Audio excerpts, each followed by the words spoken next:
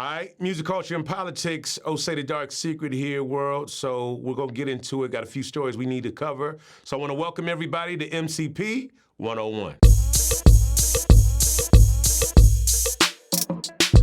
All right, so let's set things off. Cardi B had the gram poppin', and she had none other than former presidential candidate Bernie Sanders jump on the IG Live and talk about him giving his endorsement to Joe Biden, him withdrawing, and just what he sees happening. I thought it was a pretty interesting conversation.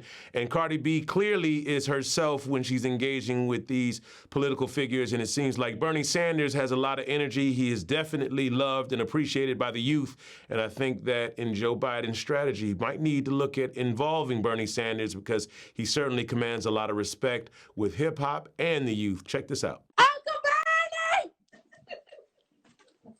People, we got Uncle Bernie in my life. Now, the much-anticipated Verzuz battle that Timberland and Swizz Beatz have been putting on continued. This past week, they had Teddy Riley and BabyFace, and it was epic by many people's standards, and by some others, it was an epic fail. Now, BabyFace was sitting solitaire in the studio by himself. He appeared to have a glass of wine as he came out of COVID-19 and the coronavirus, his recovery, so he seemed pretty calm. Now, Teddy Riley, on the other hand, had a full band, a hype man, and so much more. He had a DJ scratching. It was just a lot of elements, and in fact, it seemed to be a bit too much. So much so that Teddy Riley's sound was really compromised on the IG feed. Now, on his own website, Teddy Riley was live and popping, and some people argued that perhaps that's what he wanted to do on the initial Verzuz battle because he seemed to want everybody to go for the pay-per-view route. But needless to say, another Verzuz battle in the books, Teddy Riley and BabyFace,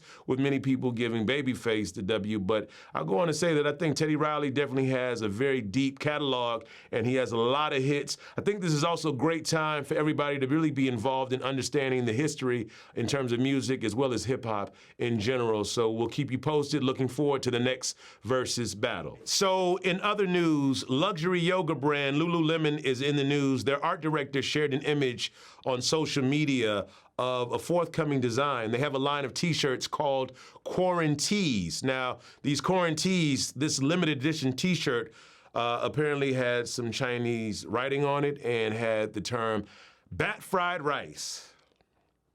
So I'll leave that with you for a moment. If that's not crazy, I don't know what is.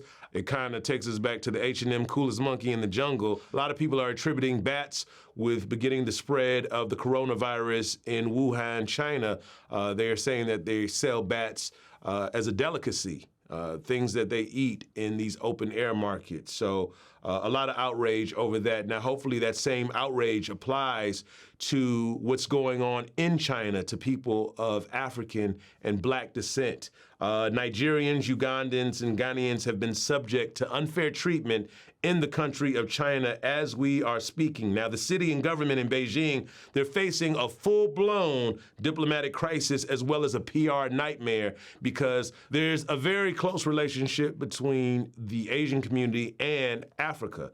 Now, a lot of Chinese have taken up residence in different African countries, and this is not sitting well. Now, a group of African ambassadors in Beijing wrote a letter of complaint to the Chinese government about the stigmatization and discrimination being faced by Africans, okay? A lot of people have been evicted from their homes.